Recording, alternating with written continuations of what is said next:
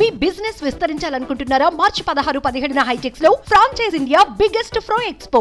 భారత రాష్ట్ర సమితికి మరో గట్టి దెబ్బ తగిలింది.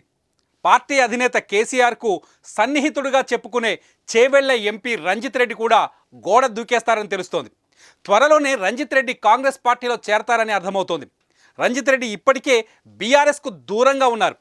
చేవెళ్ల పార్లమెంట్ నుంచి పోటీ చేయమని బీఆర్ఎస్ పార్టీ అధినేత అడిగినా నో చెప్పారు. కట్ చేస్తే ఇప్పుడు తెలంగాణ సీఎం రేవంత్ రెడ్డి రంజిత్ రెడ్డి నివాసానికి వెళ్తున్నారని తెలుస్తోంది.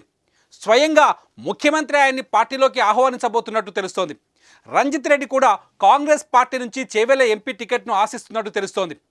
రేవంత్ రెడ్డి కూడా దాదాపు ఆ హామీ ఇచ్చారని ప్రచారం జరుగుతోంది. ఇదిలా ఉంటే చేవెళ్ల ఎంపీ టికెట్ పైన మాజీ మంత్రి పట్నం మహేందర్ రెడ్డి ఫ్యామిలీ చాలా ఆశలు పెట్టుకుంది.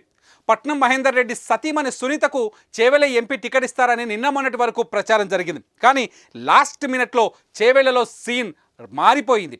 ఇప్పుడు రంజిత్ రెడ్డి కాంగ్రెస్ పార్టీలోకి వస్తే ఆయనకే టికెట్ ఇస్తారనే అంచనాలు తెర మీదకు వస్తున్నాయి. ఇటు రంజిత్ రెడ్డి కాదని చెప్పడంతో బీఆర్ఎస్ ఇప్పటికే అభ్యర్థిని ఖరారు చేసింది.